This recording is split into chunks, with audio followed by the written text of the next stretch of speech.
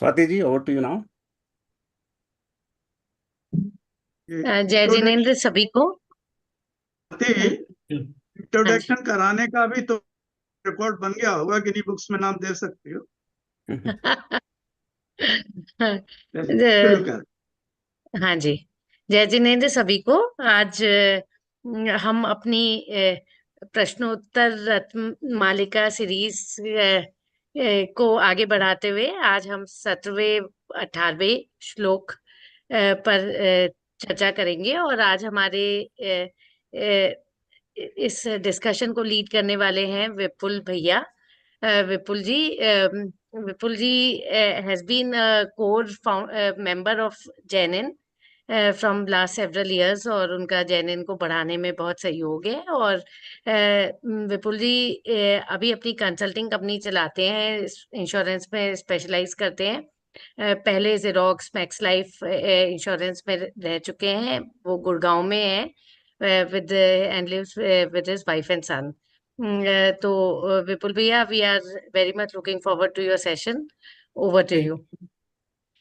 नहीं, आज बड़ा कृपा है भगवान की कि हम लोग आज के युग में ऐसा डिस्कशन कर रहे हैं। मैं जब ये प्रेजेंटेशन बना रहा था तो मैं देख रहा था 139 सेशन है ये। तो अब मैं सिर्फ इतना सोच रहा था कि 2018 की बात है। इन द बिगनिंग ऑफ 2018 हम सेक्टर 43 के मंदिर पे मैंने पहली बार क्लास में आया था। फिर अंकल इष्ट उपदेश अंकल ने बताना शुरू किया। उस टाइम मुझे कुछ समझ भी नहीं आता था, और मैं बहुत छोटे छोटे डाउट पूछता था। एक छोटा बच्चा होता है, तो मेरे उस टाइम पे मुझे थोड़ा थोड़ा समझ आना शुरू हुआ। उसके बाद कोरोना में थोड़ा टाइम मिला कि हम लोग टाइम इन्वेस्ट कर पाए, क्योंकि ट्रैवल टाइम नहीं था, घर से काम कर रहे थे। तो फिर ऑनलाइन से हमें एक एडवांटेज ये भी मिला कि हम सेशंस कर पाए। मतलब फेस टू फेस की तो बात अलग होती है। तो आज मैं बड़ा थैंकफुल हूँ जेनिन को कि मेरी लाइफ में जेनिन के कारण बहुत चेंज आया। और दूसरा, मैं अंकल को भी थैंक यू बोलना चाहूंगा, क्योंकि पहला हमारा फॉर्मेट था कि अंकल पढ़ाते थे, हम पढ़ लेते थे, कई बार ध्यान नहीं भी देते थे। फिर अंकल ने बोला आप सब मिलके पढ़ेंगे। तो उस चक्कर में क्या होता है कि हमारा जो पोर्शन होता है उसकी तैयारी हो जाती है। मतलब बाकी का तो ऐसा नहीं है कि वो कितना आया, लेकिन 17 18 के ऊपर थोड़ी आरएनडी हो गई। तो जब मैं पढ़ रहा था तो मैं बड़ा सरप्राइज था कि ये जो शास्त्र है, इसको हिंदूज भी मानते हैं और बौद्ध भी मानते हैं। बड़ा फेमस शास्त्र है। और ये बड़ा सिंपल है चीजें, लेकिन बहुत डीप है। तो जो चीजें जितनी सिंपल होती हैं उनको समझने में थोड़ा ज्यादा गाइडेंस चाहिए होती है, क्योंकि इतनी सिंपल वो दिखती हैं, वो उतनी टफ होती है अंदर से।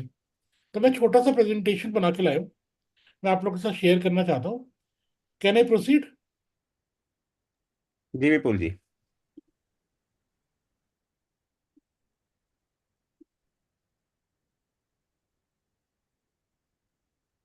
तो today I will facilitate the discussion. आप लोग को मेरा स्क्रीन नजर आ रहा है? जी आ रहा है विपुल जी, बिल्कुल।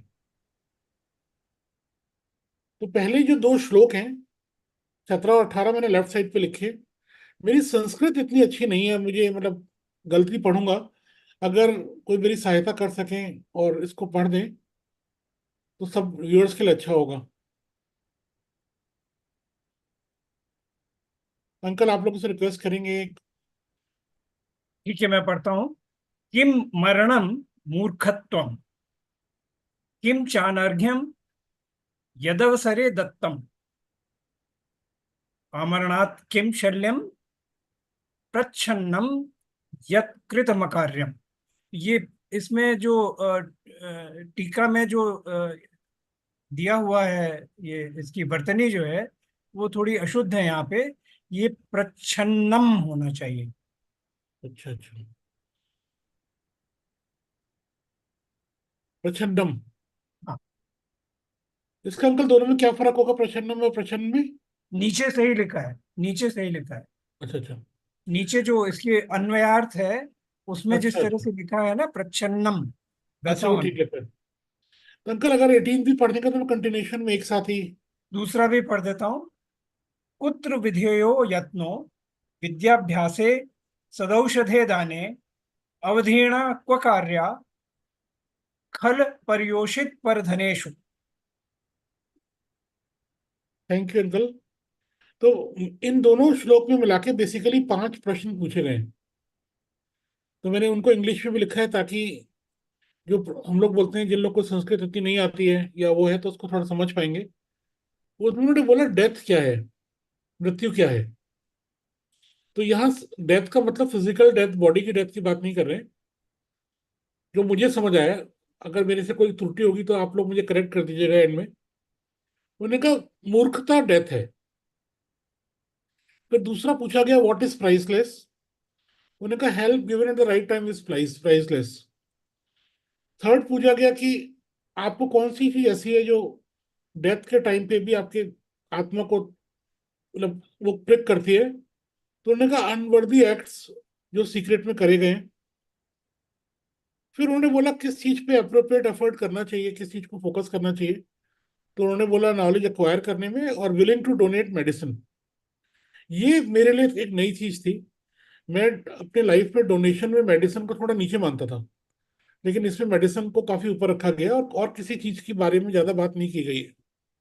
मैं बाद में अंकल से पूछूंगा कि ऐसा क्यों है और किस चीज में डिसइंटरेस्टेड होना चाहिए। उन्होंने कहा दुष्ट लोगों में, पर स्त्री में, पर धन में।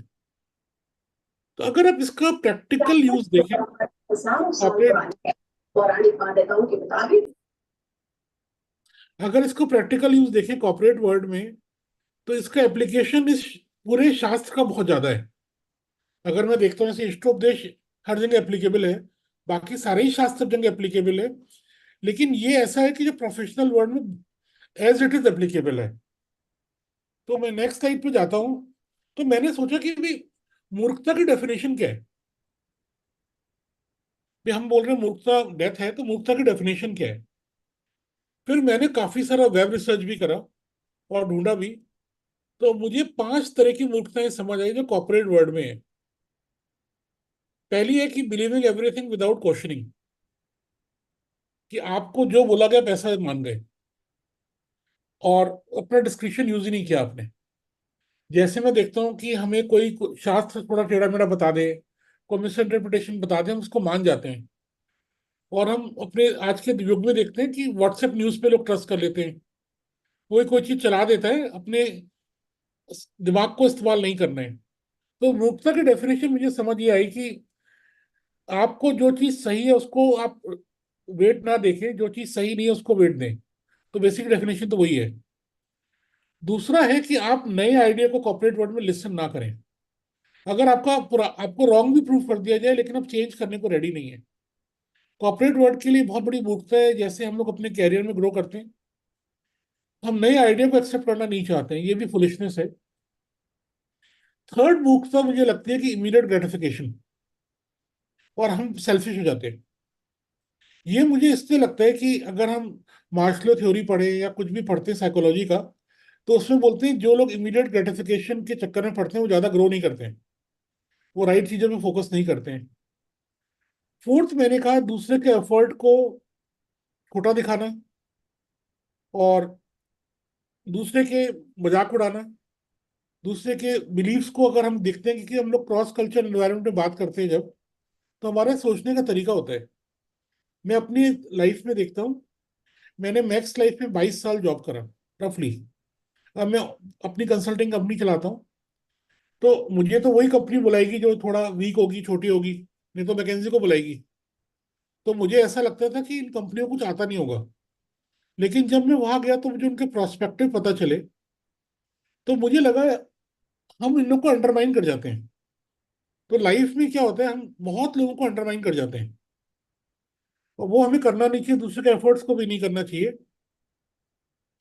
मैं अभी आपको बड़ा इंटरेस्टिंग बताता हूँ कि हम लोग बड़ौद को बिलोंग करते हैं। तो मेरे जो फादर हैं उनके कजन्स रहते थे, गांव था बिजरौल। तो बेचारे, जब मुझे याद है, जब मैं 4th क्लास में था उनके घर में लाइट नहीं थी। वो लोग का घर भी आधा पक्का था आधा कच्चा था, और उन्होंने किसी तरह से डिप्लोमा कर लिया था। वो साइकिल पे आते थे, कहीं सुपरवाइजर थे। धीरे धीरे उनका जॉब लग गया, वो सरकारी जॉब में आ गए, फिर दिल्ली आ गए। इस बार उनके ग्रैंडसन ने आईएएस में 35th रैंक लिया है इस साल 2024 में, जो अभी रिजल्ट आया। तो मैं कई बार सोचता हूँ कि हम दूसरे को मतलब अंडरमाइन कर जाते हैं, दूसरे का मजाक उड़ा देते हैं, दूसरे की स्थिति का। ये बहुत बड़ी मूर्खता है, क्योंकि life can change any point of time. ये मेरे प्रोफेशनल वर्ड के हिसाब से लिखा है। और तीसरा, मेरे लास्ट पॉइंट देखा, हम अगले की सफरिंग और पेन को एंजॉय करते हैं। जिन लोगों को हम लाइक नहीं करते हैं ऑर्गेनाइजेशन में, और जब उनको डांट वाट पड़ती है ना, तो हम उसको एंजॉय करते हैं और हमारे फेस पे भी आता है वो। इससे बड़ी ये पांचों चीज कॉर्पोरेट वर्ल्ड में हम लोग की सबकी टेंडेंसी, मतलब मेरी तो कुछ ना कुछ कहीं ना कहीं रही है। तो जब मैंने मूर्खता की डेफिनेशन, इसका एप्लीकेशन करके कॉर्पोरेट वर्ल्ड में देखी, तो मुझे पांच चीज समझ आई। फिर मैंने जब देखा कि help given at the right time, इसके तो बहुत सारे उदाहरण हैं। मैं आपको छोटा सा उदाहरण बताऊंगा। एक हमारे सीनियर थे, हमारे कंपनी के मैनेजिंग डायरेक्टर थे। वो जब रिटायर होने वाले थे, तो नए मैनेजिंग डायरेक्टर का अनाउंसमेंट हो गया। तो उसी फंक्शन में जहाँ अनाउंस हुआ, जहाँ वो आए थे, वेलकम हुआ था उनका बहुत जबरदस्त। लोगों को एक्सपेक्टेड नहीं था कि आज ये मूव होगा और नए एमडी का नाम अनाउंस हो जाएगा। उसी फंक्शन में जब एंड हुआ, जब वो जाने लगे, तो उनको कुछ छोड़ने नहीं गया। तो उनके लिए बड़ा इमोशनली वैसा वाला मोमेंट होगा, लोनलीनेस वाला, कि अभी तक मुझे सब इतना पूछ रहे थे। तो बाई चांस मुझे लगा कि मुझे इनके साथ जाके इनको गेट तक छोड़ के जाना चाहिए। वे हमारे सीनियर रहे हैं वो। तो मैंने वो देखा कि वो इमोशनल जो मैंने सपोर्ट उस टाइम उनको किया, वो बहुत बड़े आदमी हैं, लेकिन वो आज भी मुझे मेरा बर्थडे विश करते हैं। आज भी मुझे कोई होता है, वो मुझे हालचाल पूछते रहते हैं। तो मैं देखता हूँ जो इमोशनल हम सपोर्ट करते हैं लोगों को, वो उस टाइम लोगों के लिए बहुत बहुमूल्य होता है। दूसरा, मेडिकल असिस्टेंस हमने सभी का देखा है। मुझे कई बार लगता है कि अगर हम, एक एम्बुलेंस जा रही है, उसके लिए जगह भी छोड़ दें, यही हम राइट हेल्प कर सकते हैं, जिसके अंदर हमारा कुछ लगता नहीं है। और पेंडेमिक के टाइम पे हमने देखा, लोगों ने छोटी छोटी हेल्प करी, किसी ने ऑक्सीजन के सिलेंडर अरेंज कर दिए, किसी ने वो किया। तो ये उस टाइम की हेल्प कोई भूलता नहीं है। और मैंने लाइफ में एक बात और भी देखी है, कि एजुकेशनल सपोर्ट बहुत हेल्प करता है किसी को, अगर आप किसी को पढ़ा दें। मैंने बहुत सारे एग्जाम्पल देखे हैं और सुने भी हैं, कि जहाँ किसी ने किसी की छोटी सी मदद करी और वो आगे पहुंच गया। मैं अभी अपना एग्जाम्पल देता हूँ। मेरा एक क्लास फेलो है, संजीव कुमार, वो आईएएस है, 893 बैच का। अभी वो सेक्रेटरी के लिए एनपैनल हो गया। तो वो एयरपोर्ट अथॉरिटी का चेयरमैन है, तो हम लोग वहाँ गए।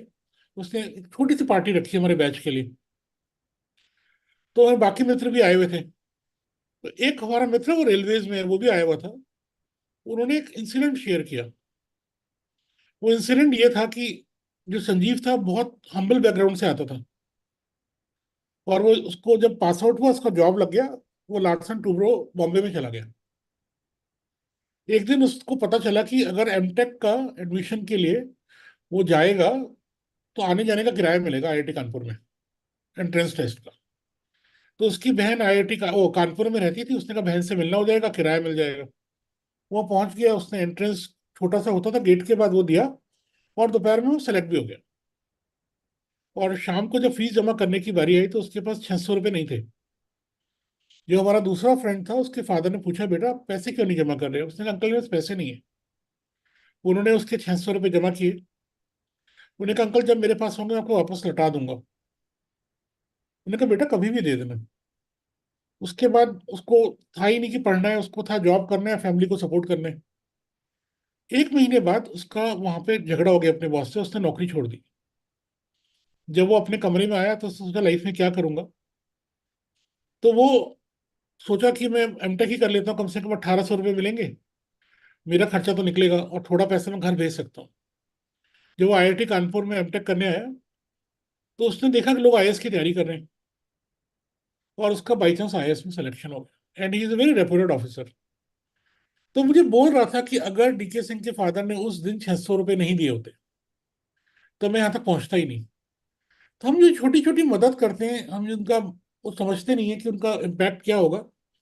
सिमिलरली लोग हमारी मदद करते हैं। जैसे मैंने अपना कंसल्टिंग कैरियर शुरू किया लास्ट 7 महीने में, तो मुझे 2 इंसिडेंट हुए, जहाँ पे बहुत जूनियर किसी ने, जिसको मैंने कभी मेंटर किया होगा, उसने मुझे रिकमेंड किया अपनी कंपनी में कि सर उनसे बात करते हैं। तो मैं उसको कभी भूलता नहीं हूँ। वो छोटी छोटी हेल्प होती है। तो मुझे ऐसा लगता है कि हम कई बार लोगों की मदद नहीं करते हैं। तो हमें अगर जहाँ पे छोटी छोटी मदद कर सकते हैं, लोगों को गाइड कर सकते हैं, छोटे से हेल्प कर सकते हैं, तो लोगों को बहुत मदद हो जाएगी। और उसका कोई मूल्य नहीं है, क्योंकि आप उसका कोई वैल्यू नहीं लगा सकते। दूसरा, मुझे लगता है जो लोग भूखे हैं उनको अगर हम फूड प्रोवाइड करें, क्योंकि ये भूख है ना, वो बहुत ही खराब चीज होती है। हम लोग कई बार सोचते हैं कि क्योंकि हम लोग को ऐसा उपवास के सिवाय कभी ऐसा झेलने को मिला नहीं, हम लोग ब्लेसिंग रही है भगवान की। तो मुझे 4-5 चीज लगी जो हम इजीली कर सकते हैं अपने कॉर्पोरेट वर्ल्ड में भी और आसपास के लोगों के उसमें भी। फिर जो लास्ट वही क्वेश्चन है कि अनवर्दी एक्ट्स इन सीक्रेसी, तो मैंने इसके अंदर जो हमारे 5 महाव्रत है उन्हीं को लिखा है। प्लस इसके अंदर एक चीज जोड़ दी है मैंने सेकंड नंबर पॉइंट पे, जिसके अंदर मैंने लिखा है कि अगर हमें पता है किसी की मजबूरी है तो हम कई बार उसको राइट प्राइस नहीं देते हैं। स्पेशली जब मैं देखता हूँ बच्चे जब अपनी इंटर्नशिप करते हैं ना, तो बहुत सारी कंपनीज क्या करती हैं, उन्हें एक्सप्लॉयट करती हैं, काम कराती हैं, उनको उस पर पैसा भी अर्न करती हैं, वो नहीं देती हैं। और बड़ा पिंच करता है वो। तो मैंने एक चीज इसमें ऐड करी है, अगर आप इसको देखें तो बड़ा थिन लाइन है। वो कहते हैं भी हमने तो आपको बता के दिया है, अगर कोई मजबूरी में डिस्ट्रेस सेलिंग करते हैं तो लोग उसको राइट प्राइस नहीं देते हैं। मुझे ऐसा लगता है कि हमको ये नहीं करना चाहिए। मेरा अपना थॉट प्रोसेस है। और दूसरा, मैंने बहुत सारे एग्जाम्पल देखे हैं जब लोग बुजुर्ग हो जाते हैं और उनको लगता है उन्होंने गलत किया, फिर वो जाके सॉरी भी बोलने जाते हैं। मेरे साथ भी कई बार हुआ है कि किसी ने इंजस्टिस किया है, तो 10 साल बाद मुझे कभी मिला कि विपुल मैंने इंजस्टिस किया था। तो मुझे ऐसा लगता है कि अगर हमसे गलती हुई है, अगर हम उसे मान लें और उसके साथ शेयर कर सकें तो ये हमारे लिए बहुत अच्छा होगा। ऐसा मेरा सोचना है। तो उसके बाद नॉलेज की जो बात की है कि हमें नॉलेज का अभ्यास करना चाहिए, तो उसमें टीका में ही लिखा है कि 3 प्रकार की नॉलेज है। एक तो नॉलेज एक्वायर करने के लिए है, ज्ञान के लिए। दूसरी वोकेशनल नॉलेज है, जो पैसे अर्न करने के लिए। तीसरी स्पिरिचुअल नॉलेज है। लाइफ में हमें प्रोफेशनल वर्ल्ड में हो या कहीं पे भी हो, हमें तीनों नॉलेज की जरूरत है at different point of time. तो अगर हम इसका अभ्यास करते रहेंगे तो हम लाइफ में और बेटर होते जाएंगे।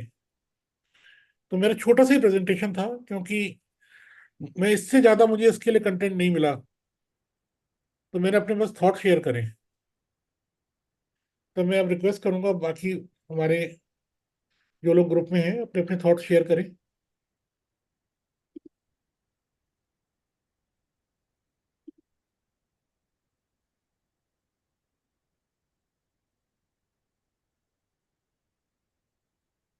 स्वाति जी हैं वहाँ पे? I think Swati ji disconnect हो गई है। अ, धन्यवाद विपुल जी। आपका हमेशा की तरह से जो स्टोरी टेलिंग का प्रोसेस है किसी भी टॉपिक को लेकर के एक्सप्लेन करने का, वो आज वापस से रिफ्लेक्ट हुआ। और इतना थैंक यू। अच्छे से आपने वो समझाया सब पॉइंट्स को। हालांकि शॉर्ट था, लेकिन बहुत ही अ, सारे उसमें पॉइंट्स आपने कवर किए ब्रीफली। तो उसके लिए बहुत बहुत धन्यवाद। अपन चर्चा को आगे बढ़ाने से पहले मैं कमल अंकल से आग्रह करूंगा कि कमल अंकल, आप अपने इस आज के टॉपिक के ऊपर अपने पॉइंट्स का थोड़ा सा ऐड करें और हम सबका ज्ञानवर्धन करें। धन्यवाद विपुल ने, जैसे कि आपने कहा, नीरज ने अभी कहा, बहुत ही सारगर्भित अपनी प्रस्तुति की। संक्षिप्त थी, लेकिन उसमें बहुत कुछ सोचने के लिए था, फूड फॉर थॉट। क्योंकि ये जो उनका जिया हुआ अनुभव है, लिव्ड एक्सपीरियंस, उस पर आधारित था। और जो मूर्खता की उन्होंने कॉरपोरेट संदर्भ में व्याख्या की, वो तो वाकई बहुत ही प्रशंसनीय थी। और उसमें मुझे भी काफी कुछ सीखने को मिला। तो जैसा कि उन्होंने कहा कि जो हमारे ये श्रृंखला चली है, उसके मूल में इष्टोपदेश का जो हम लोगों ने सामूहिक अध्ययन किया था, वो है। और मुझे इस बात की बड़ी खुशी है कि हालांकि उसकी बहुत ही सीमित ऑडियंस थी उस समय, कभी कभी तो 2 या 3 लोग ही आते थे मंदिर में, पर हम लोग उसको बड़े मनोयोग से साथ में पढ़ते थे। और मैं इसीलिए मूर्खत्व के बारे में भी जो इष्टोपदेश में कहा गया है वो आपके सामने रखना चाहूंगा। हालांकि कोई ज़रूरत नहीं है, क्योंकि विपुल ने जो अपने 5-6 पॉइंट्स लिखे थे मूर्खता के बारे में, उसमें वो सब समाहित हो जाता है। पर फिर भी चूंकि इष्टोपदेश का उन्होंने उल्लेख किया था, इसलिए मैं इष्टोपदेश से ही मूर्खता के बारे में जो कुछ उदाहरण हैं जो आपके सामने रखता हूँ। इसका 14वां श्लोक है, विपत्तिमात्मनो मूढ़ परिशामेव नेक्षते दह्यमान मृगाकीर्ण वनांतर तरुस्सवत्। इसका शाब्दिक अर्थ हुआ कि वन्य पशुओं से भरे अग्नि में जलते हुए वन में वृक्ष पर बैठे हुए मनुष्य के समान मूर्ख प्राणी दूसरे की विपत्ति के समान अपनी विपत्ति को नहीं देखता है। वो देखता है कि जंगल में आग लगी हुई है और तमाम पशु जल जल के मर रहे हैं, पर वो पेड़ पर बैठा है जो पेड़ कुछ क्षणों में भस्मीभूत हो जाएगा, पर वो समझता है कि वो सुरक्षित है। मर रहे हैं तो दूसरे मर रहे हैं। यही मूर्खता है कि हम रोज देखते हैं कि लोगों को उनकी असावधानी का, उनके कुकर्मों का क्या परिणाम मिलता है, क्या फल भुगतना पड़ता है, किंतु हम समझते हैं कि हमारे साथ नहीं हो, हम करेंगे ऐसा तो नहीं होगा। जैसे कि मामूली बात है कि हेलमेट नहीं लगाया, देखते हैं कि रोज अखबार में खबर आती है कि एक्सीडेंट हुआ और हेलमेट न होने के कारण मृत्यु हो गई, या सीट बेल्ट नहीं लगाई, एक्सीडेंट हो गया, उसमें जाते रहे, पर समझते हैं कि औरों के साथ होता है, हमारे साथ नहीं। ऐसा ही इसे आप एक्सटेंड कर सकते हैं, हर एक क्षेत्र में होता है कि जो दूसरे को उसकी सावधानी का दुष्परिणाम भुगतना पड़ता है, हम समझते हैं कि हम उससे सुरक्षित हैं। इससे बड़ी मूर्खता क्या हो सकती है। मूर्खता का एक दूसरा आयाम इसमें आता है 20वें श्लोक में, इतश्चिंता मणिर्दिव्य इतः पिन्याक खंडकम ध्यानेन चेदुवे लभ्ये क्वाद्रयन्ताम विवेकिनः। अर्थ हुआ कि एक और दिव्य चिंतामणि रत्न और दूसरी ओर खली का टुकड़ा, ये दोनों यदि ध्यान के द्वारा प्राप्त होते हैं तो बुद्धिमान मनुष्य किसे वरीयता देगा। यहाँ पर ध्यान के विषय में है कि ध्यान से आप अपने समस्त संचित कर्मों को जला सकते हैं, उनकी निर्जरा कर सकते हैं। लेकिन हम ध्यान का उपयोग क्या करते हैं कि जो भौतिक सुख की लालसा है उसको पाने के लिए सारा हम अपना, सारी ऊर्जा, सारा कंसंट्रेशन, पूरी जिंदगी अपनी उसी को जमा करने में या उसकी कामना करने में, क्योंकि जब हम परिग्रह के साधनों को, उसके सुख साधनों को जुटाने का चिंतन करते रहते हैं, सब उसी के बारे में सोचते हैं, तो वो रौद्र ध्यान की परिभाषा में आता है। इसी तरह से जब हम किसी चीज को, किसी फल को, किसी सांसारिक सुख को पाने की कामना करते रहते हैं, तो वो निदान आर्त ध्यान में आता है। तो ये ध्यान तो है, किंतु निकृष्ट ध्यान है, और हम अपनी सारी ऊर्जा इन 2 प्रकार के निकृष्ट हे ध्यानों में लगा देते हैं, जबकि हम उसी का उपयोग धर्म ध्यान में कर सकते हैं, या शुक्ल ध्यान तो खैर हमारी अभी उसके पहुंच के बाहर की चीज है। तो ध्यान है, पर हम इस प्रकार का ध्यान करते हैं, तो यानी चिंतामणि को छोड़कर हम खली के टुकड़े के पीछे भागते हैं। ये भी मूर्खता का एक आयाम है। तो ये मैंने सोचा कि इष्टोपदेश का चूंकि उल्लेख हुआ है, तो इसलिए इष्टोपदेश के कुछ उदाहरण आपके सामने प्रस्तुत करूं। और जो अनर्घ्य है, बहुमूल्य है, उसके बारे में उन्होंने बहुत अच्छी तरह से बताया। कुछ कहावतें हैं कि जैसे कि स्टिच इन टाइम सेव्स 9, या का वर्षा जब कृषि सुखाने, जब बारिश की जरूरत है तब बारिश होनी चाहिए, जब वरना खेत जब सूख गया तब उसके बाद बारिश होती रहे तो किसे लाभ होने वाला है। अब शल्य क्या है? चुभता क्या है, विशेषकर जब अंत समय निकट आता है, जब हम मृत्युशैया पर होते हैं, तब हमें क्या चीज ऐसी है जो कि कचोटती है अंदर से। तो वो है कि अभी इसमें हमने पिछले सेशन में ही आया था कि किमनर्थ फलम मानस मसंगतम, यानी जो अनर्थ किया जाता है, जो कोई दुष्कृत होता है, उसका फल क्या है। उसका सबसे जो महत्वपूर्ण फल है, जो सबसे दारुण दुष्परिणाम है, वो ये है कि हमारा मानस असंगत हो जाता है, हमारा मानस उद्वेलित हो जाता है, अशांत हो जाता है। क्योंकि हमारा कोई कार्य, कोई कोई अकार्य, कोई दुष्कर्म दुनिया से भले ही छिप जाए, लेकिन अंतरात्मा से तो नहीं छिपता ना, उसे तो पता रहता है। तो वही सालता है, वही शल्य होता है। अब दूसरे श्लोक में था कि प्रयत्न का केंद्र क्या होना चाहिए, हमारा प्रयत्न कहाँ पर केंद्रित होना चाहिए। तो विपुल ने बहुत अच्छी तरह से बताया। तो एक तो है कि विद्याभ्यास में प्रयत्न होना चाहिए। विद्याभ्यास का के दो आयाम है यहाँ पर। एक तो ये है कि उसको रिटेन करने के लिए, जिससे भूल न जाए हम उस विद्या को, तो बार बार उसको दोहराना चाहिए, पढ़ना चाहिए, उसके ऊपर चिंतन मनन करना चाहिए। और कहा भी है कि करत करत अभ्यास के जड़मति होत सुजान, रसरी आवत जात से पाहुन पड़त निशान। कि आप कुएं के ऊपर देखेंगे कि जो जगत होती है उस पर जहाँ से रस्सी गुजरती है वहां पे गड्ढा बन जाता है। तो इतने हम जड़ बुद्धि भी हों भले ही, लेकिन उससे अभ्यास करते करते रहने से वो एक मसल मेमोरी में आ जाता है।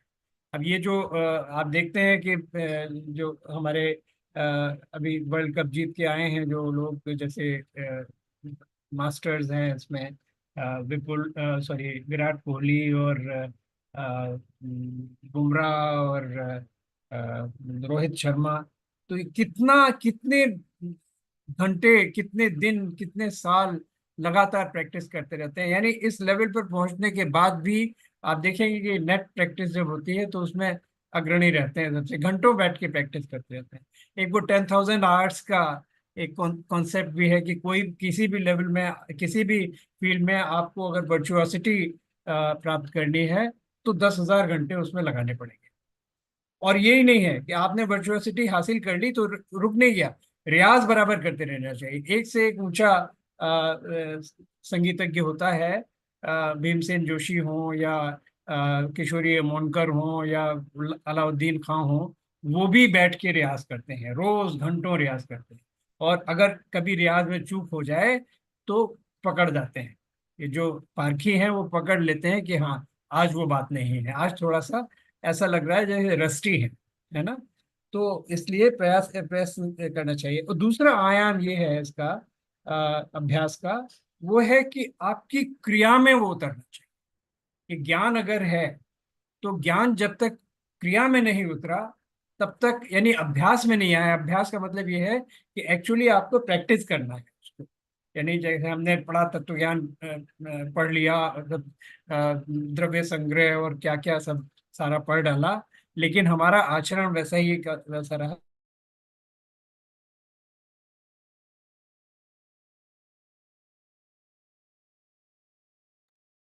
कमल अंकल का वीडियो अटक गया, शायद इंटरनेट प्रॉब्लम हो गई है। इंतजार करते हैं थोड़ा समय।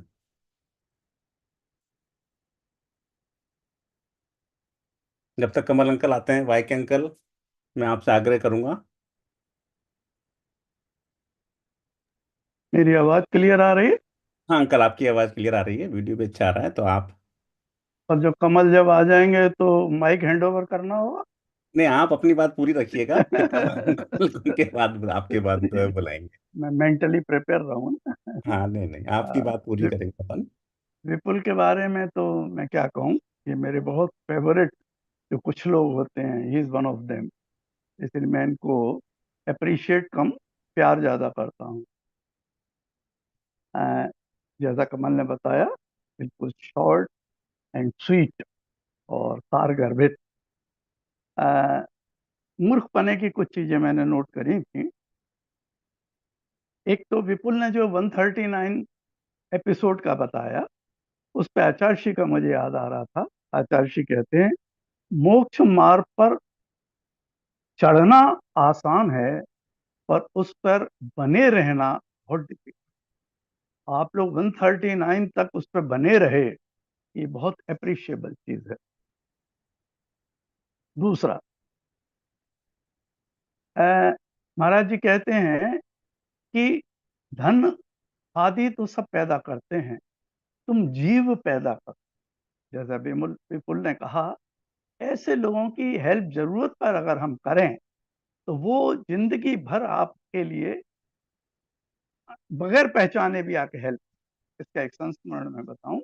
कुंडलपुर में हम लोग गए थे तो पहाड़ पे चढ़ना पड़ता था, वहां पे वीआईपी कारों को भी नहीं जाने देते। तो हम लोगों को बड़ी दिक्कत हो रही थी, गर्मी भयानक थी उस समय, पहले वाले उसमें बहुत गर्मी थी जब आचार्य श्री थे तब।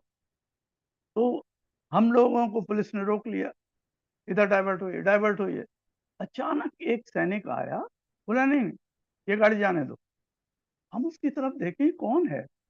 बाद में पता लगा कि वो हमारे दामाद जी के कभी बॉडीगार्ड रहे थे, और उस समय उनका बिहेवियर इतना अच्छा रहा होगा कि आउट ऑफ द वे जाके उसने हमको हेल्प करी। और जब भी हम उधर से जाने कहां से वो टपक पड़ता था और वो आके हमको हेल्प करता था। तो ये है जीव पैदा करना। पैसा आदि तो सब पैदा करते हैं, पर हम ऐसे जीवों को पैदा करें जो खुद भी खुश हों और हमको भी जरूरत पर काम आए। कमल भाई ने एक ध्यान की बात कही, तो आचार्य श्री से किसी ने प्रश्न किया, आचार्य श्री ध्यान नहीं लगता। बोले आप गलत कहते हो, आपका ध्यान हमसे ज्यादा अच्छा लगता है। कैसे? जब आप दुकान पे बैठते हो, नोट भी गिनते जाते हो और बात भी करते जाते हो और माल भी बेचते जाते हो, आज तक नोट की गड्डी में एक नोट की गलती नहीं हुई। ये क्या है? ध्यान। क्योंकि आपकी रुचि उसमें है। रुचि अगर डाइवर्ट कर लोगे धर्म की तरफ, यहाँ भी ध्यान लग जाएगा, क्योंकि अभ्यास तो आपको ध्यान का है ही। कुछ और मूर्खता की बातें करें कि अपन सभी मूर्ख हैं, वैसे भी हमको छदमस्त कहा जाता है। एक एग्जाम्पल महाराज जी ने दिया, जेल से छूटकर कोई आदमी घर के सुख सुविधाओं में जेल की याद करे तो उसे मूर्ख कहेंगे। अब अपन अपने को देख लें, मंदिर जैसे पवित्र और शांत वातावरण में जाकर हम घर को याद करते हैं, संसार की बातें करते हैं, आपस में विसंवाद करते हैं, ये मूर्खता नहीं तो क्या होगा?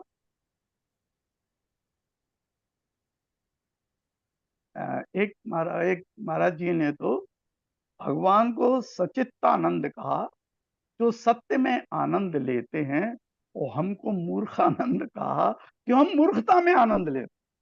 आप सुबह से शाम तक अगर लिस्ट बनाएंगे तो आप देखेंगे कि हमारे काम मूर्खता के ज्यादा होते हैं और सही काम हमारे बहुत कम होते हैं।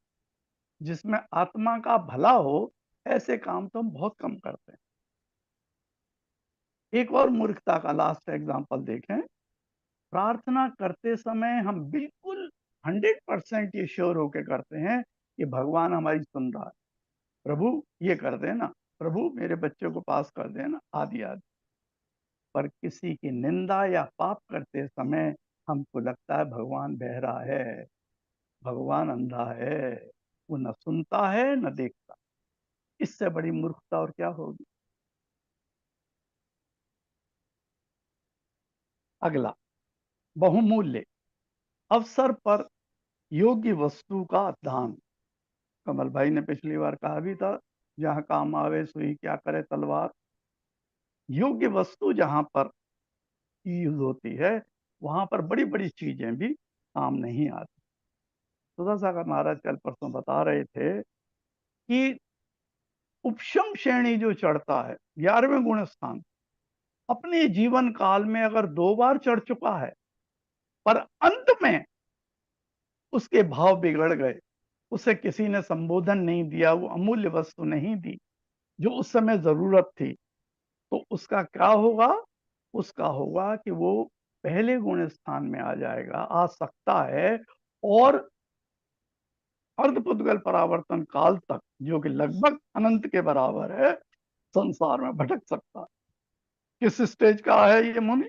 11वीं गुण स्थान वाला। एक बार नहीं, 2 बार चढ़ के उतरा है, लेकिन जब उसका अंत आया उस समय उसको कोई संबोधन संभालने वाला नहीं था।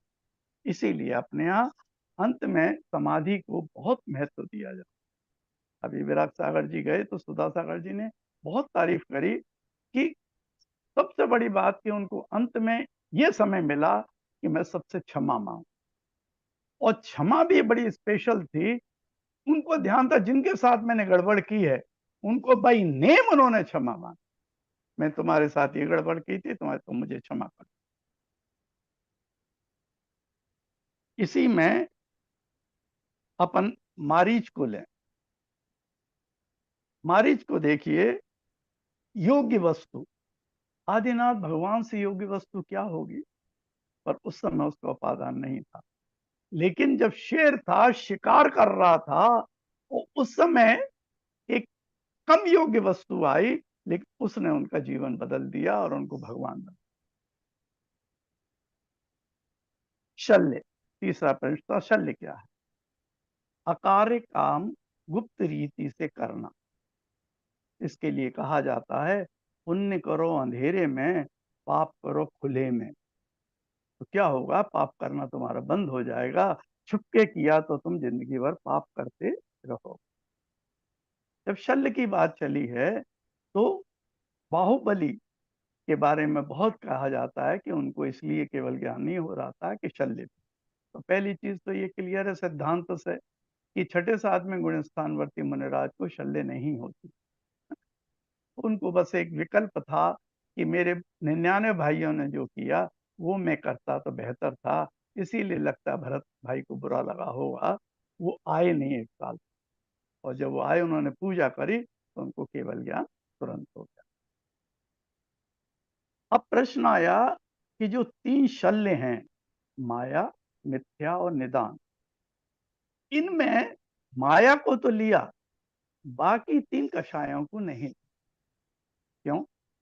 इसलिए कि माया बहुत लंबी चलती है और उस समय उनके तीनों कषाएं उसमें समाहित हो जाती हैं, कभी क्रोध, कभी मान और कभी ईर्ष्या। अब मिथ्या शल्य के बारे में बहुत थोड़ा कंफ्यूजन होता है कि मिथ्या शल्य को कैसे समझें।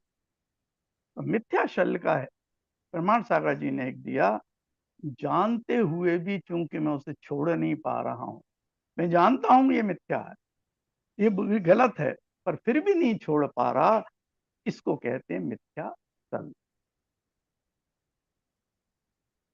अगला श्लोक, पहला प्रश्न, प्रयत्न कहाँ करें? विद्या का अभ्यास। इस पर आचार्य श्री कहते हैं, पढ़ने से ज्यादा महत्वपूर्ण है उसका चिंतन और उसमें आनंद लेना। आज मैंने वो चीज पढ़ी, वाह, आनंद आ गया। पर हम तो एक फॉर्मेलिटी नॉर्मली पूरी करते हैं कि इतना मुझे स्वाध्याय करना है, पढ़ना है, इतना कोटा पूरा, तो उससे बात बनेगी नहीं। अभ्यास पर ही वो भी जो कैच लिया गया है उसके बारे में राहुल बता रहे थे कि 150 से 200 बार सिमिलर कंडीशन में उसने कैच अभ्यास किया, तब वो सफल हो पाया। इतने टेंस एटमॉस्फेयर में भी अभ्यास का महत्व तो एबनॉर्मल है। अब इसमें आया औषधि दान, और विपुल ने एक डाउट भी किया था कि औषधि दान को इतना ज्यादा महत्वपूर्ण क्यों कहा गया, कि 2 चीजों में वो आया, विद्या का अभ्यास और औषधि दान। अब अपन आगम को देखें। श्री कृष्ण ने जो औषधि दान दिया था कि उसके यहाँ जितने भी चौके लगे थे द्वारका में, उन सब के यहाँ उन्होंने औषधि भिजवा दी थी कि पता नहीं जो बीमार मुनिराज हैं किस चौके में चले जाए। वो एक कृत था जिन्होंने उनको तीर्थंकर प्रकृति का बंद कराया। दूसरा पॉइंट, आहार को भी औषधि दान में लिया है। मुनिराज को जो हम आहार कराते हैं, it is of the one of the type of औषधि दान। क्यों? आहार लेंगे, सात्विक आहार लेंगे, स्वस्थ रहेंगे, औषधि का काम यही तो है, हम स्वस्थ रहें। अब तीसरा पॉइंट इसमें देखें विपुल भाई कि औषधि दान से क्या, इसमें उत्तम सहनन मिलता है, निरोगी काया मिलती है, और ये दोनों की दोनों मुझे मोक्ष मार्ग में आगे ले जाने में सहायक। इस अपेक्षा से औषधि दान को इतना महत्व दिया गया। लास्ट आइटम, अनादर, दुष्ट, परस्त्री और धन। तो दुष्ट से वो अनादर करने का भाव जो है दुष्टता से है, दुष्टता का अनादर, दुष्ट का नहीं। परस्त्री, परस्त्री तो सम्माननीय होती है, मेरे पिता की पत्नी परस्त्री है और मेरी माँ है। तो यहाँ पर सिर्फ आचरण वाली स्त्रियों की बात हुई है, जिनको अनादर करेंगे मीन्स आदर नहीं करेंगे फिर उनका, तो हम उनसे दूर रहेंगे। और तीसरी चीज है धन। तो धन इतना बुरा है, फिर तो चक्रवर्ती, भरत चक्रवर्ती तो बहुत ही पापी चीज थे, उनके पास तो बहुत धन था। तो उन्होंने कहा नहीं, इसमें धन बुरा नहीं है, धन का दुरुपयोग बुरा है। एक पॉइंट। अब अपने के लिए लगा के देखें, मेरे पास मेरे रिक्वायरमेंट के अनुसार धन है, कोई बुराई नहीं, लेकिन एक्सेस धन है तो वो बुरा है। इसीलिए अणुव्रत में धन पे बहुत जोर दिया जाता है कि आप सीमा अपनी फिक्स करिए, और वो सीमा कुछ भी हो सकती है। 5 लाख से लेकर 250 करोड़ तक के सीमा मेरे आसपास रही हैं। तो जैसा आपका एनवायरनमेंट है, जैसी चीजें हैं, कम से कम फिक्स तो करो, अन्यथा आज तो स्काई इज द लिमिट। इसलिए धन बुरा है क्योंकि वो हम एक्सेस जमा करते। तभी चमासा महाराज का लास्ट में वो याद करें, आवश्यक आवश्यकताओं को तुरंत पूरा करें, 100% करें, आरामदायक आवश्यकताओं को डिले करके करें, 50% करें, और विलासपूर्ण आवश्यकताओं को 0 करें और कभी ना करें। Right? Swati, thank you Neeraj uncle. भाई, हाँ पब्लिक नीरज भाई, धन्यवाद अंकल, और अगर बहुत अच्छी कमल जब तक नहीं आते, भैया जी भी हैं शायद। नहीं, कमल अंकल आ चुके हैं, यहाँ जुड़ चुके हैं। कमल, हाँ, बहुत ही कमल, अच्छी विवेचना वाइके अंकल। कमल अंकल, आपका शायद इंटरनेट डिस्कनेक्ट हो गया था, तो इसलिए हमने हाँ, वाइके अंकल को डिस्कनेक्ट हो वेट गया कर था। रखा था। हाँ, हाँ, नहीं आप तो कुछ विशेष नहीं। आ, मैं कहाँ पर था, विद्याभ्यास पर था शायद। अभ्यास की बात चल रही थी अंकल, आप बता रहे थे कि जिस तरह से आपने एग्जाम्पल दिया था प्लेयर्स का, क्रिकेट हाँ खिलाड़ी का। हाँ हाँ हाँ। तो ये अभी जो योगेंद्र जी अनादर की बात कर रहे थे, तो उसमें मुझे सिर्फ मीटिंग, ये ऐड करना है कि शब्दों का अर्थ समय के साथ थोड़ा बदल जाता है। यहाँ पर जो अवधीर्णा शब्द का प्रयोग किया गया है, जिसको कि व्याख्या में अनादर लिखा है प्रणम्य सागर महाराज ने, तो इन दोनों शब्दों का अर्थ थोड़ा भिन्न है, जिसको कि हम समझते हैं उससे। यहाँ पर उसका अर्थ है कि जिसकी इच्छा न करें, है ना, उसकी कामना न करें, जिसको निरीह कहते हैं। अब आज निरीह का शब्द का अर्थ बदल गया है। निरीह का मतलब होता है कि जो बेचारा है, उसको कहते हैं बड़ा निरीह प्राणी है। लेकिन हमारे आगम में निरीह का बहुत ही ऊंचा अर्थ माना जाता है कि जिसने ईहा को जीत लिया है, यानी जिसका डिजायर्स जिसने जीत लिए हैं अपने, वो निरीह है। तो इसी तरह से अनादर का मतलब ये है कि उसको वरीयता न देना। अब जैसे कि जो मैंने अभी एक श्लोक पढ़ा था उसका इष्टोपदेश का, इतश्चिंता मणिर्दिव्य इतः पिण्याक खंडकम ध्यानेन चेदुहे लभ्ये क्वाद्रियंताम विवेकेन। तो उसमें यह है कि खली का टुकड़ा और चिंतामणि रत्न, इसमें किसका आदर करेगा विवेकी व्यक्ति। तो ये है ना क्वाद्रियंताम, तो मतलब ये हुआ कि आद्रियंताम, कौन आदर करने योग्य है, किसका आदर किया जाएगा, कहाँ आदर होगा। तो आदर का मतलब ये नहीं है कि उसके सामने नतमस्तक हो गए। आदर का मतलब ये है कि हम उससे प्रेफर कर रहे हैं। इसी तरह से परदारा को हम आदर दे रहे हैं, इसका मतलब यहाँ पर ये नहीं है कि हम रेस्पेक्ट कर रहे हैं, इसका मतलब ये है कि हम डिजायर कर रहे हैं। तो वो है, इसीलिए कहा गया है मातृवत परदारेषु परद्रव्येषु लोष्ठवत, कि दूसरे की स्त्री को माता की तरह से मानिए और दूसरे के धन को मट्टी के ढेले के समान।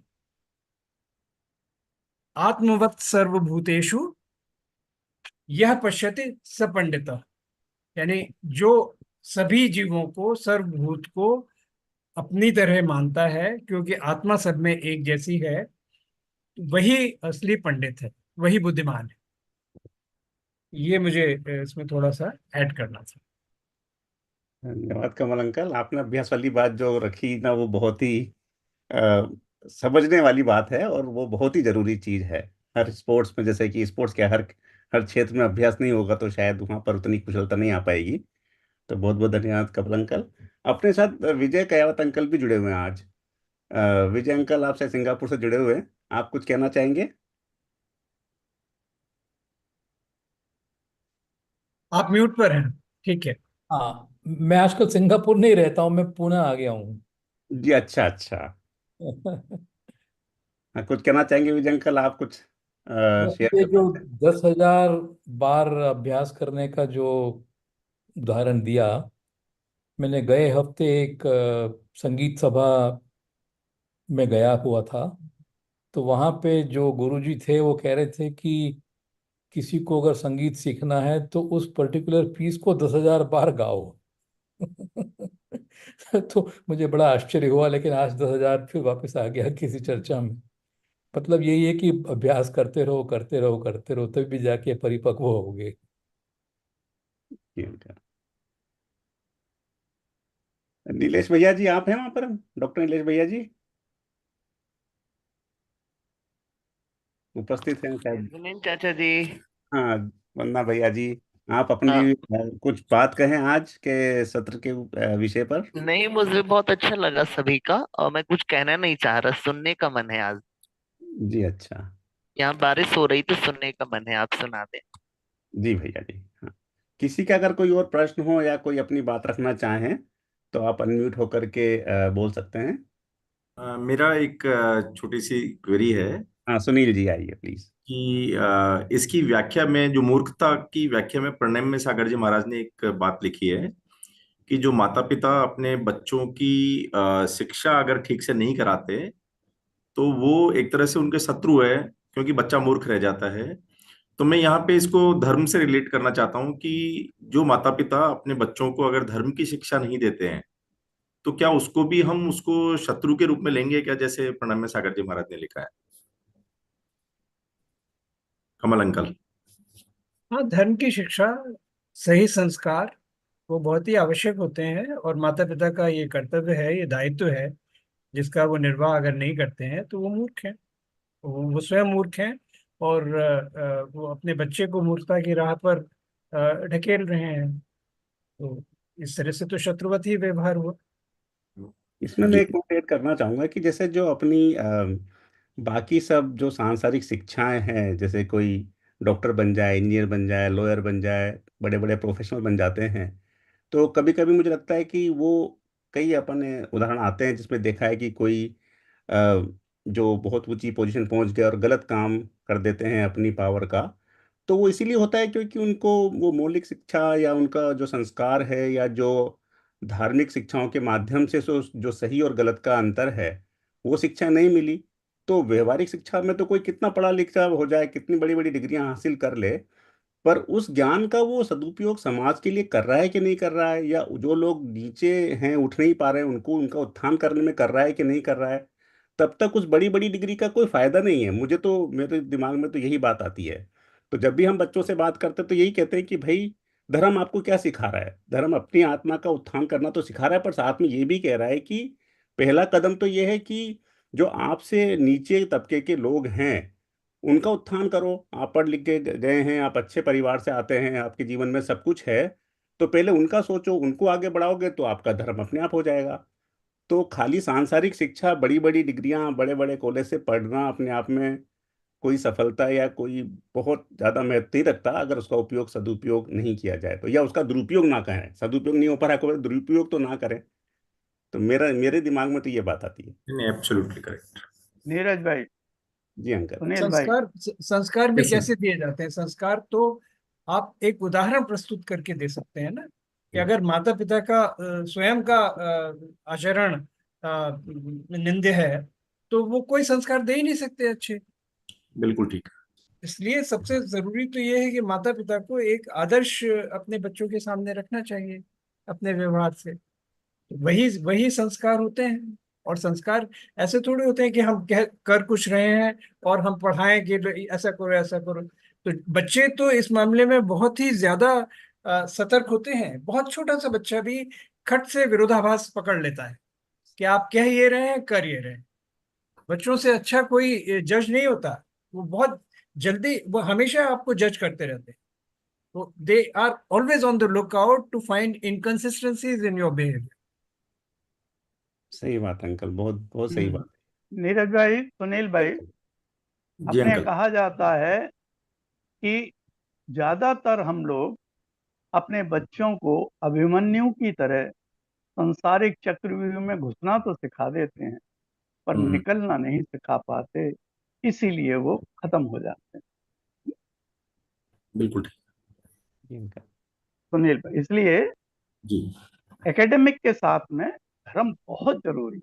बहुत जरूरी। अगर हम बचपन में उसको उंगली पकड़ के मंदिर ले जाएंगे तो वो बुढ़ापे में हमको उंगली पकड़ेगा, वरना छोड़ के चला जाए। तो जी अंकल। उसका भी नुकसान, हमारा भी नुकसान। जी अंकल। नीरज, जी अंकल। हाँ, अभी जो उपस्थित महानुभाव हैं उनमें से अगर किसी का कोई प्रश्न हो या कोई अपनी बात रखना चाहें तो आपका मेरा स्वागत।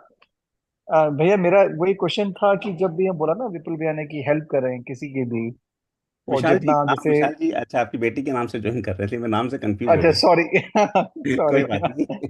हाँ हाँ। तो मैं बोला था कि जैसे कि हेल्प करें या कोई भूखा है उसको दें, तो कई बार ये आता है ना, ये सुपात्र कुपात्र की जो बात आती है, तो अगेन कम्स बैक। जैसे मेरा रूटीन है डेली केले देने का, राइट? तो कई बार आता है माइंड में, am I doing the right thing और not, am I creating a dependence. और जो स्लम में किड्स हैं, बच्चे होते हैं, वो एक तरह से मेरा वेट करते हैं आजकल अब रोज कि वो आएंगे भैया और केले देंगे।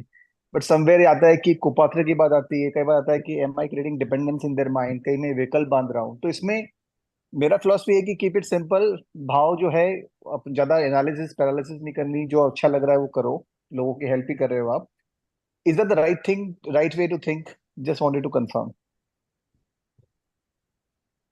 कमल अंकल, वाइके अंकल, आप दोनों। मैं तो ये कहना चाहूंगा इसमें कि एक आप अच्छा काम कर रहे हैं, पर साथ साथ उसमें थोड़ा सा उनको मेरल वैल्यू भी डाल दें केले के हाँ। साथ में, तो बहुत हम्म। स्वादिष्ट चाट बन जाएगी। मैं भी कंफ्यूज इसीलिए हुआ था कि कशिश नाम आ रहा है, फोटो आ नहीं रहा, तो ये स्त्रीलिंग है पुल्लिंग है, मेरे को बहुत कंफ्यूजन हो रहा था, मैं जो तो आवाज बाद से में पहचान लिया था। तो मेरा हाँ। पॉइंट यही है कि बच्चों को केले देने में कोई बुराई नहीं है, लेकिन उसके साथ साथ कुछ और भी अगर अपन दें, क्योंकि अब वो आपके फेवरेट हो गए हैं, आपकी बात सुनेंगे, है ना? जैसे वो अपन, एक एग्जाम्पल आता है कि एक सैनिक मर रहा था और वहां से साधु निकल रहे थे, कोई पीले वस्त्र वाले। तो उन्होंने देखा ये तो का अंतिम समय है, तो बोले भगवान का नाम कुछ सुनाऊं? बोले मुझे नहीं सुनना। वो आगे चले गए। उनका पानी हो कमंडल में तो पिला दो। पानी पिलाया और पानी पिला कर फिर चलने लगे। बोले भगवान का नाम नहीं सुनाओगे? पॉइंट ये है कि अगर उन्होंने पानी देकर उसे सहायता दी, अब वो रिसीव करने की पोजीशन में है। तो हम्म। अगर आप हम्म। केले देते हैं तो वो लोग हम्म। अब आपकी बात सुनने के लिए तैयार हों, है? और वो नहीं, आपका बिल्कुल।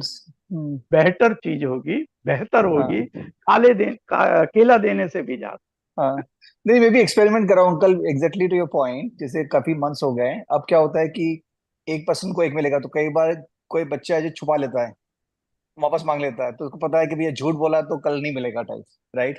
दस वन वे, एक एक रीइंफोर्स किया मैंने कि सब लाइन बनाएंगे, लाइन में से जो नहीं आएगा, तो मतलब आई एम एक्सपेरिमेंटिंग बट ये पात्र, ये क्वेश्चन था कि कुपात्र सुपात्र, कई बार हम जैसे जब भी दे रहे होते हैं, रोज आ रहा होता है किसकी हेल्प कर दो, तो कई बार आता है कि ये ठीक है या नहीं है, और कई बार हमारे ही भाव खराब हो जाते हैं कि हमें अंतराय आता है देने में, राइट।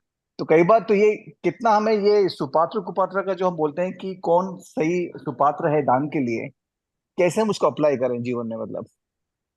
विशाल जी, मैंने एक चीज छोटा ऐड करना चाहूंगा। किसी को केले वो दे रहे हैं और खा रहा है तो कोई दिक्कत नहीं है। अगर वो हाँ, लेकिन केले कई बेच के कई बार सिगरेट इससे पी रहा है, कोई आता है। नहीं, केले हाँ बेच के सिगरेट पी रहा है और आपको हाँ पता है, हाँ, सही तो बात। दिक्कत है। हाँ हाँ तो ये बड़ा हाँ वैसा वाला है कि एकदम रोड पे दान हम देते हैं और देखते हैं ड्रग्स खरीद रहे हैं, हम कहीं हाँ पैसे देते हैं, हाँ सामान बेच देते हैं। वहां पे मुझे लगता हाँ है कि अगर हमें पता है कि यार ये वाकई नीडी है, हाँ तो ये बड़ा अच्छा होगा वैसे, लेकिन हम तो अपनी तरफ से हाँ, ट्राई करेंगे। ठीक बात है। हम्म। नहीं, मैं एक चीज ऐड करना चाहूंगा। जब अंकल ने जब बोला ना बच्चों को शिक्षा पे, तो मेरे डैडी एक स्टोरी सुनाते थे कि एक बार एक लड़के ने चोरी करी और कोर्ट में उसको सजा हो गई। उसने जज से रिक्वेस्ट करी कि मेरी माँ को, मुझे कान में कुछ कहना है। उन्होंने माँ को बुलाया, उन्होंने, चोर ने अपनी माँ के कान में काट लिया। तो जज ने पूछा कि तुमने ऐसा क्यों किया? तो उन्होंने बोला कि मेरी माँ की गलती ये कि जब मैंने पहली बार चोरी करी थी, मुझे रोका क्यों नहीं। तो हम लोग, एक तो बहुत इंपॉर्टेंट चीज है, मैं कई बार देखता हूँ लाइफ में, हम लोग अपने बच्चों को आगे बढ़ाने के लिए सिर्फ उन्हीं लोगों को ज्यादा वेटेज देते हैं जो ज्यादा सक्सेसफुल हुए हैं। हम उन लोगों को वेटेज नहीं देते जो ज्यादा मॉरल वैल्यूज में हैं। मैंने ये बात देखी है हमेशा। और मैं जब थोड़ा बड़ा हो रहा था, और जब मेरा बेटा भी बड़ा हो रहा था, तो मैंने एक चीज नोटिस की थी कि कुछ लोग ऐसे हैं मेरे साथ के जो कैरियर में बहुत अच्छा नहीं कर पाए लेकिन बहुत अच्छे इंसान है। क्या मैं उनको ज्यादा वैल्यू करता हूँ अपने बच्चों के सामने? वो बड़ा इंपॉर्टेंट है, क्योंकि वही वैल्यूज वो कैरी करते हैं। दूसरा, मुझे लगता है कि आज की जो जनरेशन है वो टफ टाइम को हैंडल नहीं कर पाती। जब तक उनका स्मूथ चलता है तब तक चलता है। और मुझे ऐसा लगता है, जब हम लोग बड़े हो रहे थे तो हमें स्कूल में मॉरल साइंस पढ़ाते थे, और उसके अंदर कुछ स्टोरीज हमें याद हैं आज भी। इन लोग के स्कूल में मॉरल साइंस गायब हो गई। हम वो कैरिकुलम में नहीं है, या हम लोग कॉन्वेंट में पढ़े थे इसलिए मॉरल साइंस पढ़ ली हमने। जैसे छोटी छोटी जो मॉरल साइंस की स्टोरी हैं, या छोटी छोटी जो धर्म की स्टोरीज हैं, चाहे वो हिंदू की हैं, चाहे वो मुस्लिम की हैं, चाहे कैसी भी हैं, जो भी हमें मैडम ने सिखाई थी, वो जब बुरा वक्त आता है हम एंड में सीख ही जाते हैं कि यार बुराई की सच्चाई पे विजय, ओ सच्चाई की बुराई पे विजय होती है। तो that give us lot of resilience. तो मैं देखता हूँ आज के बच्चे ना डिप्रेस हो जाते हैं। मैं अब जलत के साथ देखता हूँ, when things are smooth he is doing well, everything is fine. एक क्लाइंट चला जाए, किसी का पेमेंट ना आए, बहुत दुखी हो जाते हैं। तो हमें कहीं पे अपने बच्चे को, अगर हम अपने शास्त्र की स्टोरी सुना रहे हैं, तो उनका एक वैल्यू सिस्टम बिल्ड होता है जो बाद में हेल्प करता है। मेरा ऐसा सोचना है। नंदा दत्त विपुल जी। भाई ने जो बोला, नीरज भाई, हाँ जी ये अंकल। ये कुपात्र और सुपात्र का जो है हर जगह अपन को अप्लाई नहीं कर सकते। हमको विश्वास लेके चलना पड़ेगा। हाँ, जैसा विपुल ने कहा, अगर कोई हमें नोटिस में आ जाए कि इसको मिसयूज कर रहा है, तो वो उसको फिर हम निगलेक्ट करें और उसको अपनी लिस्ट से बाहर करें। और पहले हम बाहर नहीं कर सकते उसको, पहले तो हम सबको विश्वास लेके चलना पड़ेगा। और यहाँ कुपात्र और सुपात्र का वो वाला फॉर्मूला नहीं लगे। नीरज भाई। हाँ अंकल, मैं भी इसमें इसमें कुछ ऐड करना चाहता हूँ। हाँ जी अंकल। कुछ चीजें हैं, कुछ स्थितियां हैं कि जिनमें ये प्रश्न नहीं उठता है। जैसे कि अगर कोई भूख से मर रहा है, बहुत भूखा है, तो उसको खाना देना ही देना है, नहीं देना महापातक होगा, भले ही वो आदमी स्वयं कितना पातकी क्यों ना। इसी तरह से अगर कोई घायल है तो उसका उपचार कराना ही होगा, चाहे वो अपना शत्रु क्यों ना हो। इसीलिए जो युद्ध में आपके विरुद्ध लड़ते हैं, आपकी जान लेने के लिए तत्पर रहते हैं, पर उनको भी वही मेडिकल ट्रीटमेंट दिया जाता है जो कि आपके अपने सोल्जर्स को देना है। उसमें आप डिस्क्रिमिनेट नहीं करेंगे। फिर चाहे बाद में आप भले ही उनके ऊपर मुकदमा चलाएं, उनको वॉर क्रिमिनल करार कर दें या जो भी कुछ करें, लेकिन जब उन्हें आवश्यकता है इसकी, अ, औषधि की, चिकित्सा की, तो वो आपको देनी है। तब पात्र और कुपात्र सुपात्र का वो प्रश्न नहीं उठता है। इसीलिए भोजन देने में कभी कोई कठिनाई नहीं होती। और ये आगम में भी लिखा है कि भूखे को खाना तो देना ही देना है, वो न देना बहुत अपराध है। वहां पर पात्र कुपात्र और सुपात्र नहीं देखा जाता। लेकिन जैसे कि और भी कहा, अभी कहा भी गया कि आपको पता है कि ये आदमी जो भीख मांग रहा है ये एक ऑर्गेनाइज्ड गैंग का है ना। बेगर्स भी जो होते हैं एम्प्लॉय किए जाते हैं, एम्प्लॉयज होते हैं। तो उनको अगर आप कैश दे रहे हैं तो आप उनकी सहायता कर रहे हैं उस कुकर्म में, क्योंकि वो पकड़ के लाते हैं बच्चों को, उनको उनका अंग भंग करते हैं, उनको ड्रग्स देकर उनको मूर्छित अवस्था में लिए लिए घूमते हैं, पैसा मांगते हैं तो उनको दिखा दिखा के, तो उसमें आप सहायता कर रहे हैं। लेकिन वो ये बच्चा अगर आप देख रहे हैं कि उसका पेट पीठ से लगा हुआ है, तो उसको आप केला दे देंगे तो उसमें कोई अपराध नहीं, क्योंकि केला वो बेचने नहीं जा रहा है, केला तो उसे खाना ही खाना होगा। पैसा अगर आप देंगे तो वो पैसा जाके अपना उसको देना है, डिलीवर करना है। तो ये इतना डिसर्नमेंट, इतना विवेक हमें लगाना पड़ेगा।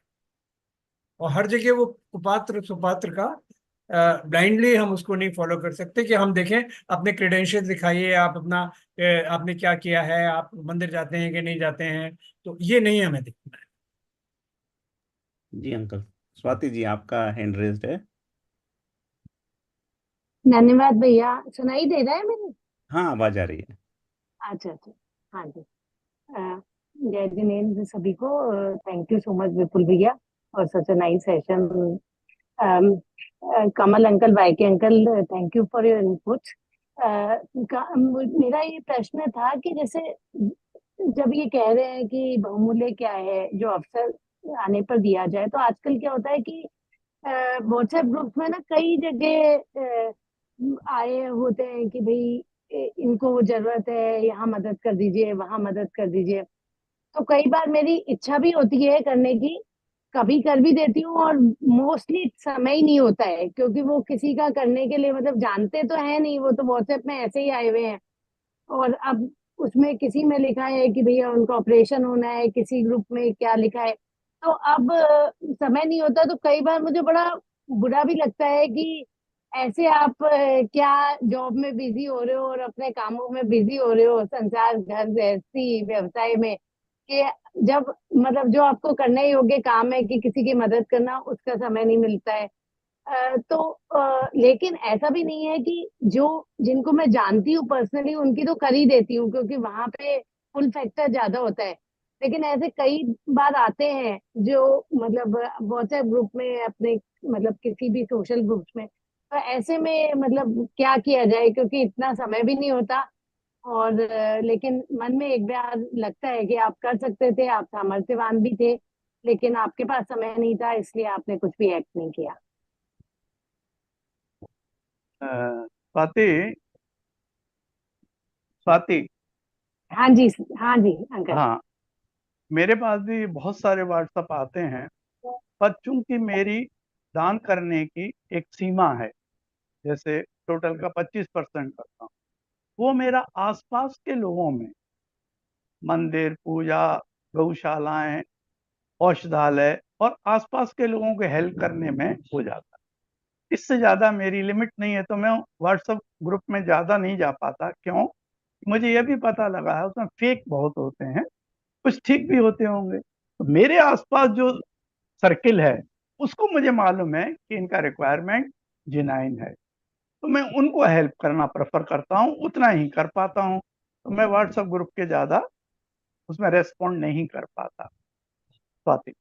इसके अलावा ऐसी धन्यवाद। तमाम संस्थाएं हैं जिनके बारे में आप आश्वस्त रह सकते हैं कि वो आपके दान का बहुत समुचित उपयोग करेंगे। जैसे मैं कुछ उन संस्थाओं को, जो भी मेरी सीमाएं हैं उसके अंदर सहायता करता हूँ। जैसे भगवान महावीर विकलांग समिति है, जयपुर फुट वाले जो लोगों को आर्टिफिशियल लिम्स देते हैं, या हेल्पेज इंडिया है, या कैंसर की तमाम सोसाइटीज हैं, कैंसर सपोर्ट है, एक टाटा मेमोरियल हॉस्पिटल से जुड़ी हुई कैंसर के रोगियों की और उनके तीमारदारों की सहायता करने की संस्था है। तो और भी इस तरह की संस्थाएं हैं जिनके बारे में आप आश्वस्त हैं, जैसे अक्षय पात्र है, कितने स्कूलों में वो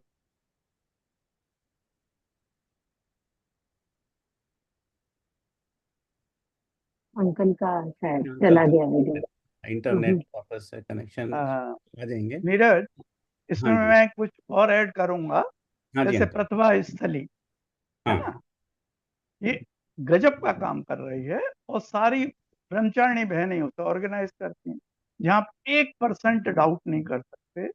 और कितनी बिटिया लोगों का एजुकेशन भी हो रही है और साथ साथ मॉरल भी उनके इम्प्रूव हो रहे हैं। हम्म, इससे बढ़िया चीज क्या होगी। ऐसे ही ये अपने श्रम वाले जो आचार्य ने शुरू किया है हाथ करगा, वो देखिए, जो जेल से जेली छूट के आते हैं उनको कौन नौकरी देगा, सही लेकिन वो वहां ट्रेन करते हैं, उनके गांवों में चरखे लगवाते हैं और अहिंसक कपड़ा पैदा करते हैं, उनको रॉ मटेरियल देते हैं, उनसे फाइन फिनिश प्रोडक्ट लेते हैं और उसके लिए अपने स्टोर्स खोले हुए हैं। बहुत पॉपुलर, इनमें 1% डाउट नहीं है। गौशालाएं 100 से 125 के करीब गौशालाएं आचार्य के उसमें चल रही हैं, उसमें क्या डाउट का चक्कर है ना। ऐसी कुछ नॉमिनेट कर लें, जैसा कमल भाई ने बताया, उनको अपन जी खोल के दें, जी भर के दें। नीरज भाई। हाँ जी, जी अंकल। धन्यवाद अंकल। हाँ, कमल अंकल शायद अभी जुड़ गए वापस से। कमल अंकल बार आप। बार मेरा ये पता नहीं क्या, मैं तो फाइबर पर हूँ, उसके बाद भी हो रहा है, तो मैंने मोबाइल में स्विच कर लिया अब जी अंकल, हाँ इसको। आप आपकी बात कह रहे थे अंकल। हाँ, मैं योगेंद्र जी ने पूरी कर दी मेरी हाँ बात, हाँ तो कहिए। हाँ, तो उसमें बस मैं एक पॉइंट ऐसा ऐड करना चाहूंगा, ये सिस्टम की भी बात है। जैसे अब भारत देश में ये कि अपन जब किसी को दान देते हैं तो या किसी को खाना खिलाते हैं तो अपन साक्षात खिलाते हैं कि सामने कौन व्यक्ति है। जैसे विशाल जी ने उदाहरण दिया कि बच्चों को केले दिया या गरीबों को खिलाते, तो मैं दिख रहा है कि कौन ले रहा है। अब यहाँ पर तो सिस्टम ऐसा होता है कि फूड बैंक होता है हर सिटी में या हर टाउन में, एक एरिया में, और उनकी एक लिस्ट होती है कि भाई हमको ये आइटम्स चाहिए जो हम जरूरतमंदों को आगे पहुंचा देंगे। तो वो एक ऑर्गेनाइजेशन होता है, जनरली गवर्नमेंट कंट्रोल होता है, उसमें आप जा करके वो पैसे नहीं लेते, वो आइटम आप सुपर स्टोर से लो और वहाँ जाके दे दो। फिर वहाँ पर जो भी आता है, जरूरतमंद ही आएगा वैसे तो, और बाकी नॉर्मल लोग तो जनरली नहीं जाते हैं, तो जरूरतमंद आता है लेके चला जाता है। तो वहाँ तो ये दिखता भी नहीं कि भाई जो लेके गया है वो कौन है। तो अब उसमें एक बात आती है कई बार दिमाग में लोगों के कि भाई जो व्यक्ति वहां से लेके गया उसने खा लिया, उसका पेट भर गया, अब वो ठीक है, अब उसको अगर और सरकार से कोई फाइनेंशियल हेल्प मिलती है, चाहे बेरोजगारी भत्ता हो, चाहे और दूसरे तरह के जो भी स्कीम्स होती हैं, तो क्या वो उन पैसों का उपयोग कहीं अल्कोहल पीने में या नशा करने में तो नहीं कर लेगा। तो अब यहाँ पर एक डिलीमा हो जाती है कि भाई फूड बैंक में देके हम उनको इस तरह से मदद तो नहीं कर रहे हैं कि भाई वो बाद में जा करके कहीं और पैसे, सरकारी पैसे का जो उसका उसकी एलिजिबिलिटी है, उसका पैसा है, वो कुछ भी करे, पर उसको जो है वो पैसा शायद फूड में करना चाहिए था, पर फूड बैंक से, हमारे पैसे से फूड बैंक से फूड खा लिया उसने, और उसके बाद जो पैसा मिला है उससे उसने कुछ और दुरुपयोग कर लिया। तो यहाँ पर सुपात्र कुपात्र का अपन किस तरह से अप्लाई करें अंकल। नीरज भाई, जो मैंने सिस्टम बताया, जो मैं अडॉप्ट करता हूँ, हम्म। इसमें कुपात्र बहुत दूर तो रहते हैं। ये तो बेस्ट बेस्ट सिस्टम है अंकल, वो तो बेस्ट परफेक्ट है है। ना, या नॉमिनेटेड जो पक्का है, जिनके बारे में ऐसी संस्थाएं, और अपने आसपास का सर्किल। इतनी जरूरतें होती हैं आसपास वालों की भी कि अपन पूरा कर नहीं पाते, हम्म, और इससे ज्यादा कैपेसिटी हमारी है नहीं। तो अपन तो बहुत सेटिस्फाइड रहते हैं कि भाई अब आसपास प्लस नॉमिनेटेड कुछ संस्थाएं। हम्म। नीरज। जी बहुत बहुत धन्यवाद। हाँ मुकुल जी, आपका हैंड रेस्ट है। हाँ, सभी को जय जैन। यहाँ पे बहुत बात अच्छी बोली कि कुपात सुपात कैसे होता है, लेकिन मेरे को एक जो जो सबसे बड़ा आज की डेट में मेन प्रॉब्लम जो इशू आ रहा है in terms of Jain community, हमारे यहाँ पे, मैं वसुंधरा गाजियाबाद रहता हूँ, तो यहाँ पे एक एमपी जैन जी अंकल जी हैं, मतलब he is tax officer, he x retired tax officer हैं वो। तो उन्होंने अभी शुरू किया है, मतलब वो आसपास की जितनी भी दिल्ली एनसीआर में बहुत गरीब जो जैन कम्युनिटी होती है, I mean there are lot many Jain people जो बहुत ही ज्यादा जर्जर हालत से गुजर रहे हैं। I mean they he personally went there, और उनके साथ साथ उन्होंने हम सब लोगों को भी मतलब ग्रुप में जोड़ा, जो जैसे किसी की मैरिज करवानी है किसी गरीब जैन के बिटिया की, तो वहां पे उनको कुछ देना है, 31,000 51,000, इस तरीके से करके वो इकट्ठा करके कुछ सामान दे रहे हैं, कुछ दे रहे हैं। मतलब I mean we should see कि जैन कम्युनिटी आपस में कितनी सिंक है। यदि हम बाहर की बात करते हैं, क्या हम यदि हम अपने मतलब मैं बोलना नहीं चाहता, लेकिन क्या हमारे महाराज या गुरुदेव या जितने भी हैं, कितने लोग जैन कम्युनिटी की इंटरनल आई मीन कितना लोग उसको सही करने के लिए कोशिश कर रहे हैं? That is the big problem. Because मैं तो एक जगह पे स्टोर पे गया, जो जैन था, मैंने उसको जय जिनेंद्र बोल लिया। अब जय जिनेंद्र का उसने जवाब तक नहीं दिया। आई मीन पीपल थिंक यदि यदि कुछ जय जिनेंद्र बोल लिया ना, मेरे से डिस्काउंट ले लेगा। आई मीन जैन जैन को सपोर्ट नहीं करता। This is the big problem which I see in the market. This is one. And second thing is जो पॉवर्टी लाइन से नीचे जैन है, क्या हम रियली हम अपने आप को इतना उस लेवल पे पाते हैं? हम बड़ी बड़ी बातें जरूर करते हैं, लेकिन कोई भी जना अपने जैन कम्युनिटी जो बिल्कुल खत्म हो चुकी है, वहां पे एक बच्चे को कर रहे हैं, दो बच्चे को कर ही नहीं रहे। क्या हम इस तरीके से करके क्या उनको कुछ आगे कर पाएंगे? क्या जैन कम्युनिटी में क्या रह गया है? मेरी बिटिया 96% 97 मेंस में आए, लेकिन स्टिल उसको कहीं नहीं मिला। मैंने LMNIT में खैर जयपुर में करवाया है उसको, जी मेंस वेंस सब में करके, लेकिन मैं देखता हूँ कि क्या हम लोग सिर्फ नॉर्मल उसमें रहते हैं, हम लोगों को कुछ कोटा नहीं मिला, कोई कुछ नहीं होता कहाँ पे?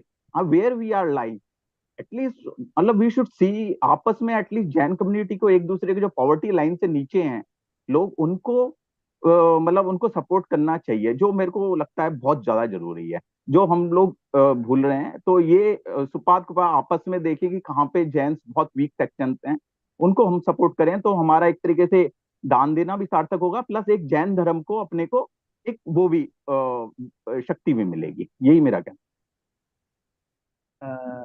मुकुल भाई, तो मुकुल भाई, अभी ललितपुर में एक बहुत अच्छा प्रयास हो रहा है।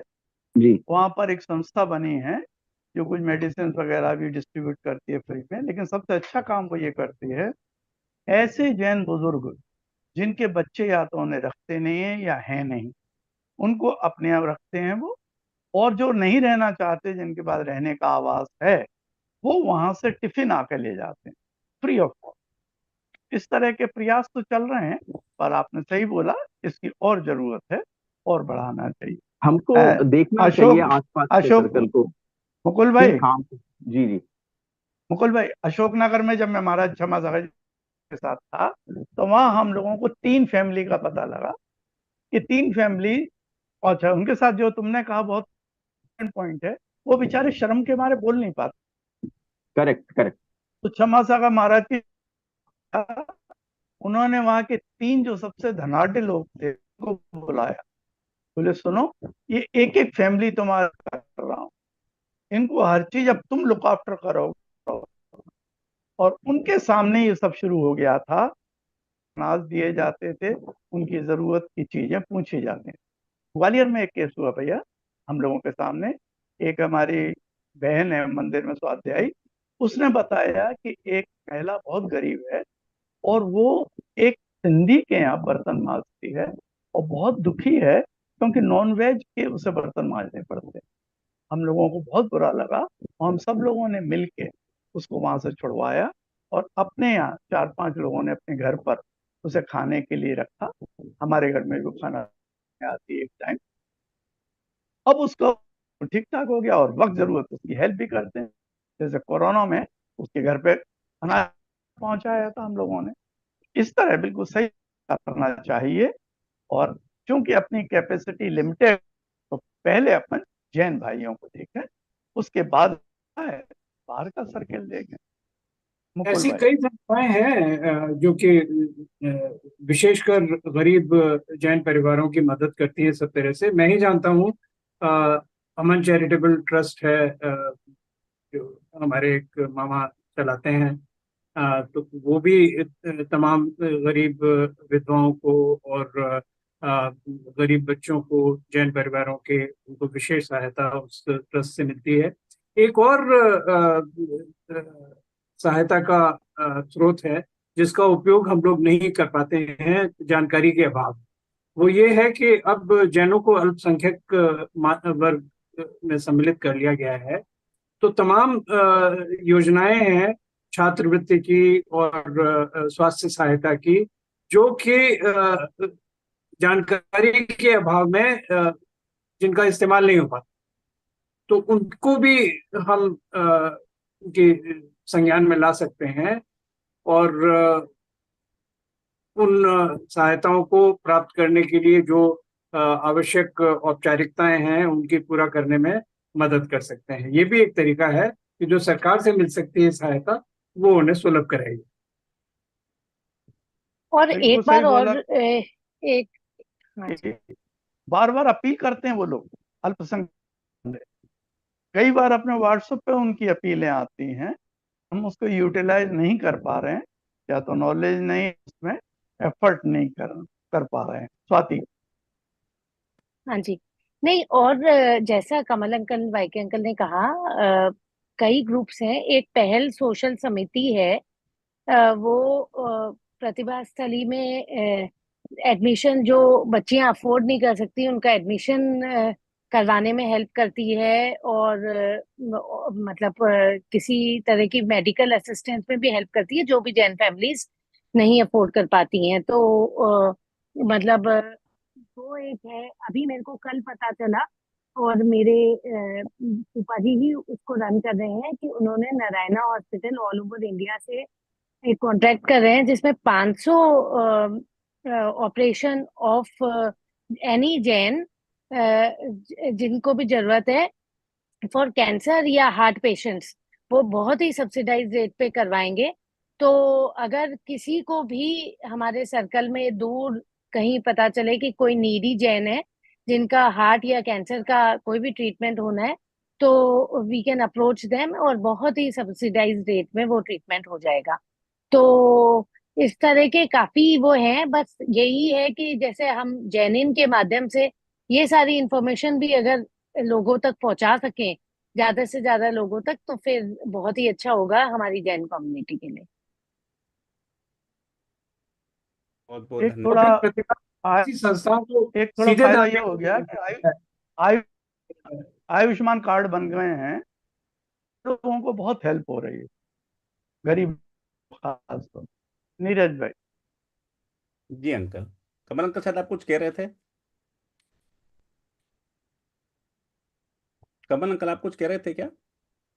नहीं नहीं, मैं ये कह रहा था कि जैसे प्रतिभा स्थली में अभी स्वाति ने बताया कि वहां पर एडमिशन के लिए, वहां पर रहने के लिए जो भी सहायता है वो एक संस्था पहुंचाती है। तो हम प्रतिभा स्थली जैसी संस्थाओं को सीधे सहायता भी दे सकते हैं, और वो बहुत ही बढ़िया काम कर रहे हैं, और जगह जगह उनके विद्यालय हैं, और आदिवासी क्षेत्रों में भी हैं, अन्यत्र भी हैं। तो सीधे उनको भी सहायता दी जा सकती है, जिससे कि वो गरीब लड़कियों को छात्रवृत्ति दे सकें। जी अंकल। बिल्कुल सही बोला कमल। हम लोग स्वाध्याय में एक दिन बैठे थे, दो बिटियां आई और बहुत अच्छा भजन सुनाया उन्होंने। मैंने, बेटी क्या करती हो? बोले पिछले साल तक प्रतिभा स्थली में थी। यानी क्यों, अभी क्या हुआ? तो बेचारी झेप गई। फिर उनके रिलेटिव ने बताया कि उनके पास अब अफोर्ड करने के लिए पैसे नहीं। तो हमारे मंदिर वालों ने सबने मिलके उसको एडमिशन कराया। तो डायरेक्ट भी कर सकते हैं, प्रतिभा स्थली को भी भेज सकते हैं, और जो नोटिस में आता है अगर अपन अफोर्ड कर सकते हैं जरूर करना चाहिए। और प्रतिभा स्थली मेरे लिए इसलिए बहुत इंपॉर्टेंट है कि एजुकेशन के साथ मॉरल वैल्यूज देते हैं। और बिटिया लोगों को क्यों सेलेक्ट किया आचार्य ने? ये दो घर को संभालेंगे, मायके को भी संभालेंगे और ससुराल को भी संभालेंगे, उसको स्प्रेड करेंगे मॉरल वैल्यू। नीरज भाई। जी अंकल। अपना समय भी हो गया आज का। अगर अभी किसी और का कोई पॉइंट हो या कोई कुछ कहना चाहे तो कह सकते हैं, नहीं तो फिर अपन आज के सेशन को कंक्लूड करेंगे।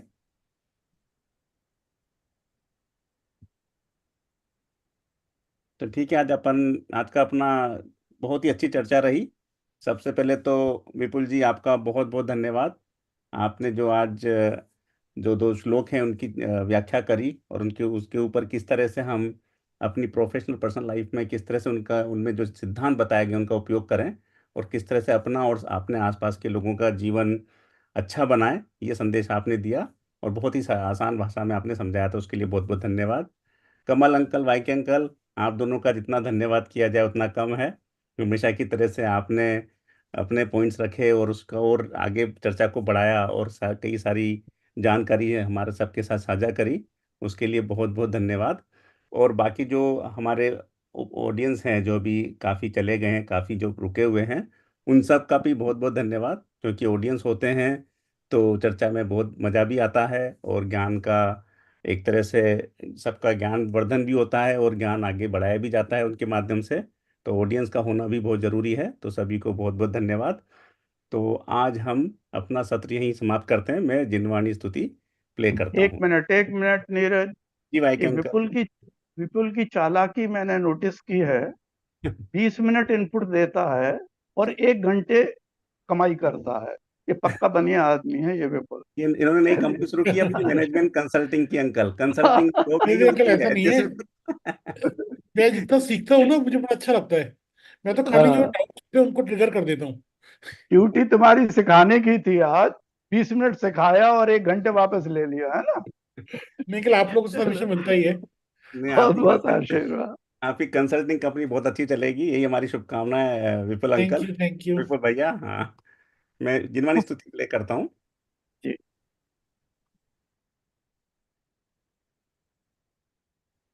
हे जिनवाणी भारती, तो ही जपो दिन रैन, जो तेरी शरण गहे सो पावे सुख चैन।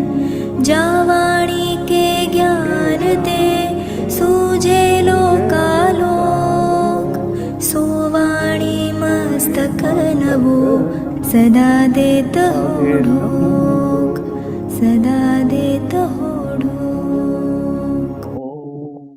सभी को जय जिनेन्द्र। जय जय।